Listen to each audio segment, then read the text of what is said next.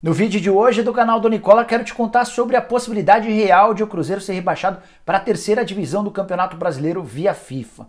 Também vou te contar sobre um atacante, mais um a deixar o São Paulo absolutamente de graça, atleta revelado nas categorias de base. Tem informação sobre um pedido feito por Everton Cebolinha para deixar o Grêmio, ele quer jogar no Benfica. E para finalizar, novidades em relação a Yuri Alberto, anunciado de forma oficial como novo atacante do Internacional, e detalhes sobre o lançamento do novo uniforme do Vasco, que caiu no gosto do torcedor.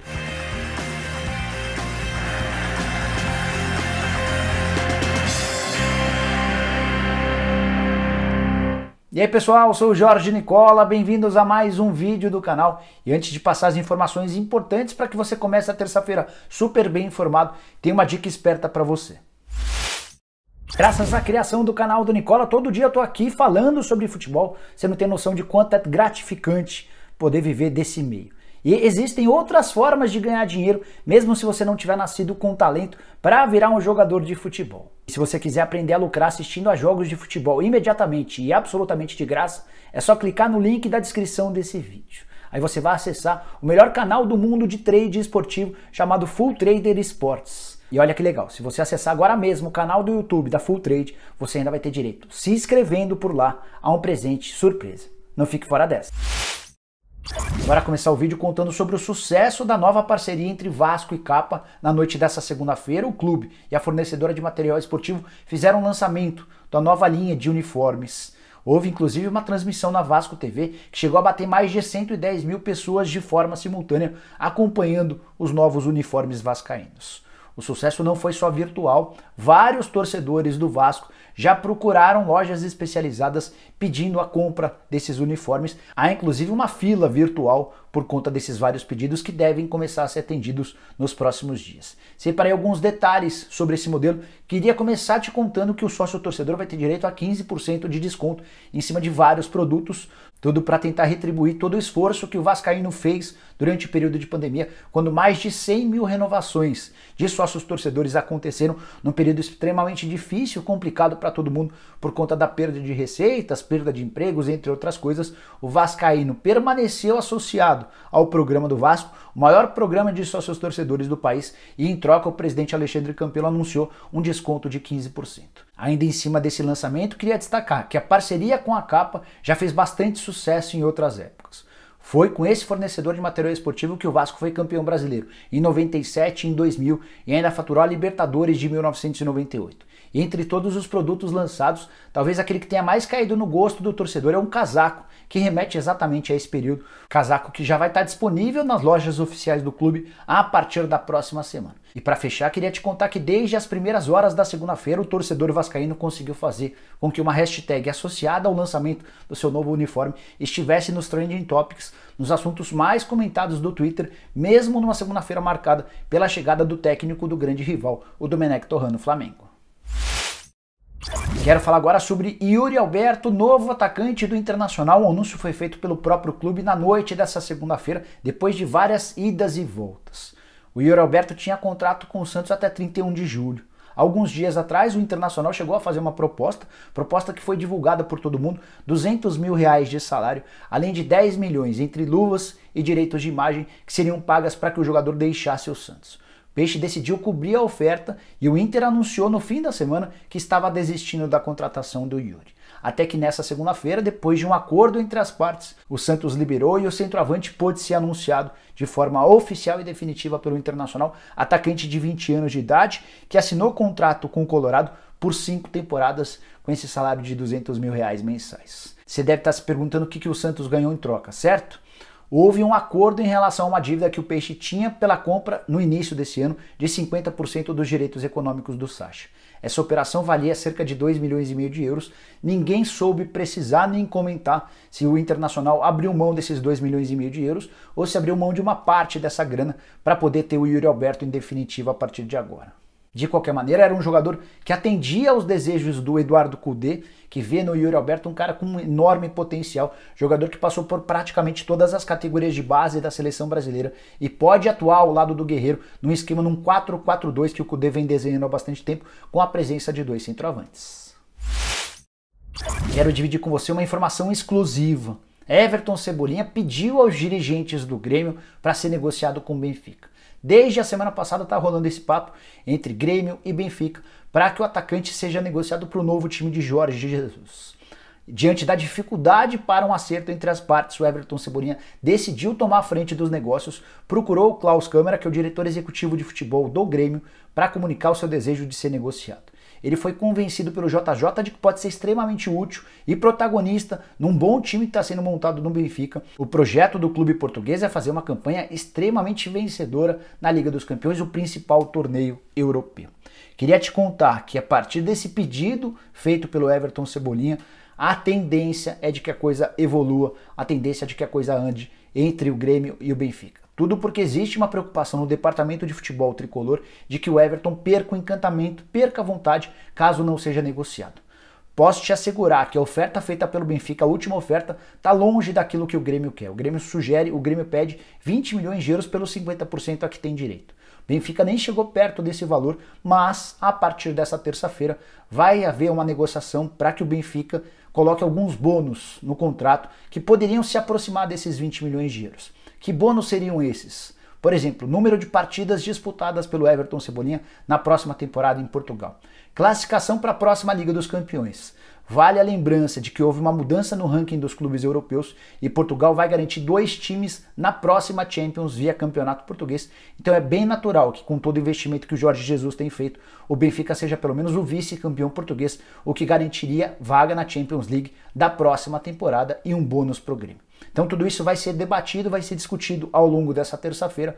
O Everton Cebolinha chegou até a cogitar para pessoas mais próximas que nem jogaria o clássico contra o Inter, o clássico que define o campeão do segundo turno do Campeonato Gaúcho e que vale vaga na grande final do Campeonato Gaúcho contra o Caxias, campeão do primeiro turno.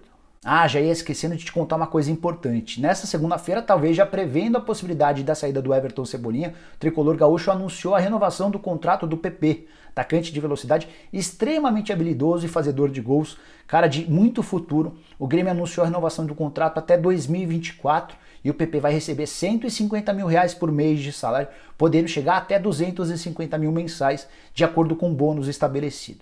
Esse bônus diz respeito ao número de partidas como titular. Então, se de fato o Everton Cebolinha for embora, a tendência é que o PP seja ainda mais utilizado como titular e se aproxime dessa possibilidade de faturar 250 mil por mês de salário. O Atlético Paranaense vai anunciar nas próximas horas a contratação de Fabinho, atacante de 20 anos de idade, revelado na base do São Paulo, e mais um a deixar o Morumbi sem render qualquer centavo ao tricolor. Tudo porque seu contrato terminou no último dia do mês de julho, não houve uma renovação, não houve um acordo entre as partes, entre o São Paulo e o staff do Fabinho. Ele estava livre, embora o tricolor tivesse a preferência na renovação do contrato. Mas nem vai haver briga na justiça, nem nada disso. O São Paulo se acertou com o Atlético Paranaense e os dois vão dividir um percentual numa venda futura. O número não foi confirmado, a única informação que eu tenho em cima disso é que os percentuais de Atlético e São Paulo serão exatamente iguais. E não serão de 50%, porque o Fabinho ficou nessa negociação também com um percentual. Então se o Atlético ficar com 40%, o Tricolor fica com outros 40% e o Fabinho fica com 20%, de olho numa venda futura. O Fabinho está em Curitiba fazendo exames médicos e assim que tiver ok em relação a tudo isso, vai assinar um contrato de 3 temporadas. O acordo foi fechado entre o Paulo André, que representa o Atlético Paranaense, e o Alexandre Pássaro, o gerente de futebol do São Paulo. Tudo absolutamente alinhavado entre os clubes. São Paulo não fatura nada nesse primeiro momento, mas fica com um percentual de olho numa venda futura. Pouco para um clube que investiu durante 6 anos na formação do Fabinho. O Fabinho tem 20 anos de idade e colecionou 12 títulos ao longo das categorias de base do São Paulo, um desses títulos da Copa São Paulo de Juniores. Jogador que tinha propostas do Celta e do futebol belga, mas preferiu topar o acordo com o Atlético Paranaense com a perspectiva de ser bastante utilizado ainda nessa temporada. O Fabinho é o 8º reforço do Atlético Paranaense para 2020 e chega pouco depois do Walter, outro reforço para o ataque do Furacão. Quando eu comecei a falar sobre a saída do Fabinho, eu te contei que foram vários os jogadores perdidos pelo São Paulo recentemente, né? Atletas das categorias de base. Só para citar alguns, o Bissoli, que é jogador do Atlético Paranaense, foi um que saiu de graça do Morumbi depois de fazer bastante sucesso nas categorias de base. O caso mais emblemático é do Éder Militão, que ainda foi vendido para o Porto, mas por um valor muito inferior ao que ele valia. Tinham só 6 meses até o fim do contrato. São Paulo não conseguia renovar o contrato do Militão e acabou vendendo para o Porto por um preço bem inferior ao que ele valia. Queria destacar outros casos. Marquinhos Cipriano, que foi para o Shakhtar Donetsk. O Shakhtar pagou uma fatia mínima, perto do potencial que tem. Pela mesma situação, o Cipriano não quis renovar seu contrato e aí bem perto do fim do contrato, para não perder o jogador absolutamente de graça, São Paulo acabou aceitando essa migalha. E para completar o último nome dessa lista, João Schmidt, volante também formado na base do São Paulo, acabou deixando o tricolor para jogar num time italiano, esse sim sem render nenhum centavo. Guardei para o fim o assunto mais preocupante dessa segunda-feira, a possibilidade real de o Cruzeiro, via decisão da FIFA, ser rebaixado para a terceira divisão do Campeonato Brasileiro.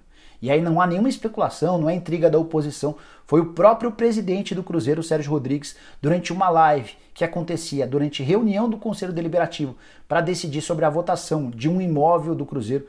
O presidente, para conscientizar os conselheiros, afirmou que o Cruzeiro vai correr um enorme risco de ser punido pela FIFA. O que o Sérgio Rodrigues revelou é que 2 semanas atrás o Al-Wahda, que era dono dos direitos econômicos do volante Denilson, foi à FIFA exigindo que a principal entidade do futebol cobrasse os 5 milhões e 300 mil reais que o Cruzeiro deve e determinasse o rebaixamento do time como uma forma de punição pelo não pagamento. Você vai lembrar que também por conta dessa dívida com o Al-Wahda referente ao Denilson, o Cruzeiro já perdeu 6 pontos na Série B e a próxima punição possível é justamente o rebaixamento.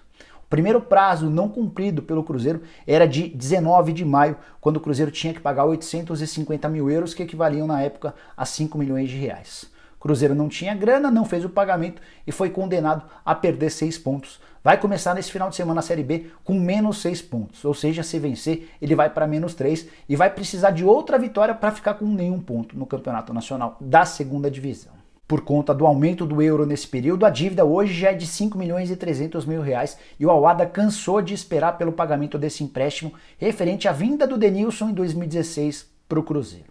Ainda não há uma notificação oficial da FIFA em relação ao Cruzeiro.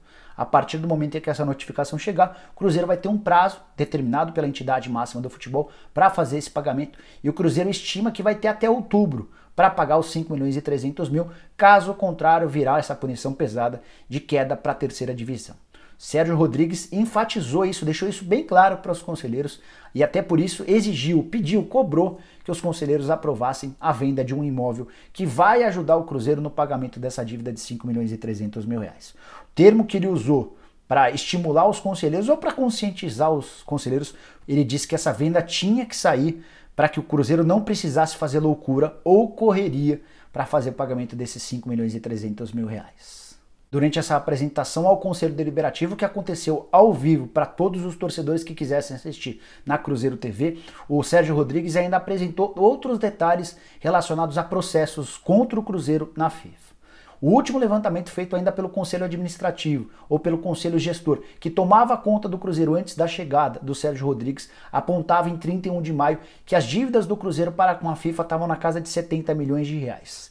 Desde então, o Cruzeiro já conseguiu alguns pagamentos e alguns parcelamentos. Entre os pagamentos, depositou 4 milhões e 400 mil reais na conta do Zória, referente ao William Bigode. Ainda falta uma outra parte, e esse caso também é preocupante porque também pode representar perda de pontos. Todos os outros casos que eu vou começar a contar a partir de agora representariam penas menores. Por serem processos mais recentes, as penas possíveis seriam, por exemplo, a proibição do Cruzeiro de inscrever novos jogadores. Entre esses casos está, por exemplo, o do Caicedo, que foi comprado pelo Cruzeiro por 9 milhões de reais junto ao Independente Del Valle. O Cruzeiro não fez o pagamento e o Sérgio Rodrigues, desde que assumiu o clube, já acertou um parcelamento com o time equatoriano. Nessa quinta-feira, a Raposa também tem de pagar 2 milhões e 300 mil reais ao Spartak Moscou pelo empréstimo do Pedro Rocha na temporada passada. Itair Machado, Wagner Pires de Sá e companhia não pagaram e o Cruzeiro vai ter de arranjar esses 2 milhões e 300 mil para fazer o depósito para o Spartak Moscou. Só para fechar o vídeo, quero te contar que os membros do Conselho Deliberativo aprovaram a venda do imóvel chamado Campestre 2, que fica no bairro Santa Branca, na região da Pampulha, em Belo Horizonte. Esse imóvel está avaliado entre 13 e 15 milhões de reais. A partir de agora, o Cruzeiro vai buscar compradores possíveis interessados para registrar, para colocar essa grana no caixa e ter algum conforto, algum respiro para conseguir fazer, por exemplo, esse pagamento de 5 milhões e 300 mil reais ao Al-Wahda. Bom, pessoal, eram essas as informações que eu queria dividir com vocês na manhã dessa terça-feira. Espero que tenham curtido e entendido tudo o que eu falei. Se ficou alguma dúvida, use o espaço para comentário para deixar os questionamentos, beleza? Quem curtiu, não esquece de dar um like e se inscrever no canal. Aproveita e aperta o sininho para ser notificado toda vez que eu fizer vídeo novo ou live. E para completar, queria pedir para você que ainda não é membro do canal do Nicola, para apertar um botãozinho escrito Seja Membro aqui embaixo, é um botãozinho azul.